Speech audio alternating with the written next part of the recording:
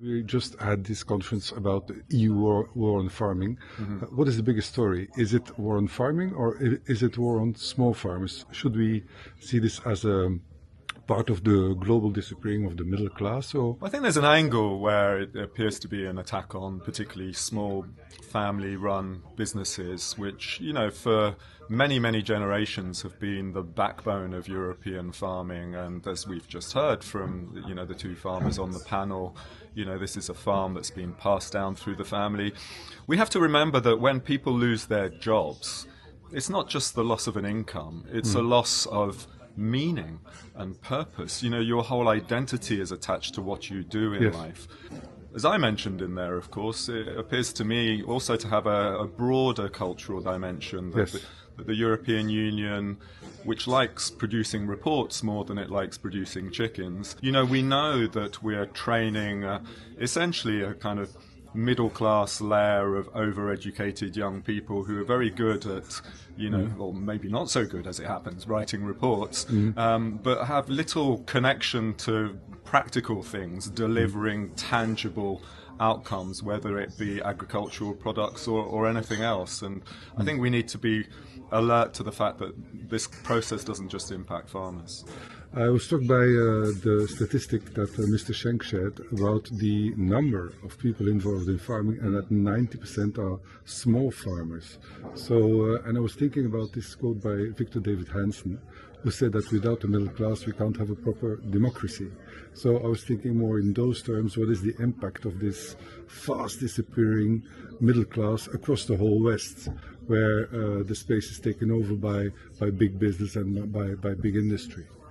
Yeah, I mean, I would be wary to go too far in that direction, because presumably there are gains to be made from bringing small holdings together, and it is undoubtedly more efficient in some instances to look at how you can rationalize systems and be more productive. And I think Europe and many other parts of the world have made great gains by bringing small things together. But at the same time, as I pointed out in my previous answer, we're destroying people's identities, we're destroying families, communities who understand and know and have a relationship to the land. Farming may seem like an abstract thing to some people, where it's just about inputs and outputs and, optimizing technologies. But in reality, and I know this because my father was brought up on a very, very small farm in the center of France in the 1930s, it's actually about knowing the land that you're on and having a very direct and tangible relationship, even knowing the animals, in terms of spotting what's a problem and what needs to be addressed next. And I don't think the bureaucrats in Brussels have got any idea about any of these things. No. Final question, Professor. This new proposal that was voted in the European Parliament, which seems to specifically target the difficult small countries who are refusing to toe the line in Europe. What is the status of this attack on small countries? Do we need to be worried because it has been voted? Does that mean that it will be automatically come into law, or are there several stages that are following? Well, absolutely. We know that President Macron in particular and the German Chancellor have been working together on what they describe as options for the future of Europe.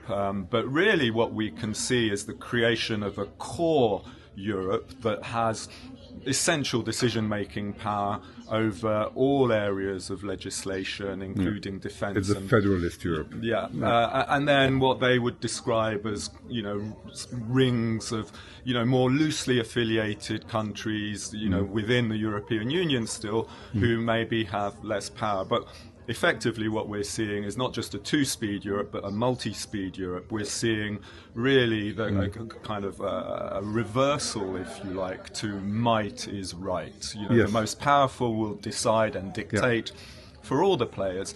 And of course any small country which doesn't have the weight to carry majority decisions within that process is anathema to the core players within this game. And so we've seen not just Poland and Hungary being chastised, but increasingly even middle-sized countries that don't appear to be towing the European line in particular directions, whether that's Italy or Finland or anybody else.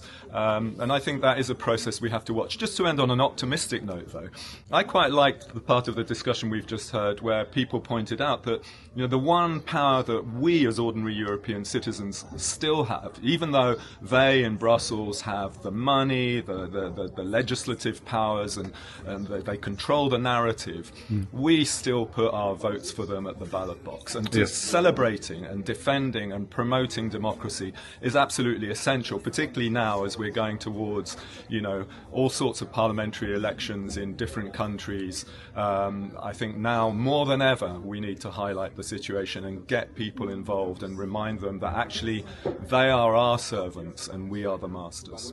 That is a fantastic note to end on. Thank you very much. Thank you so much. Thank you.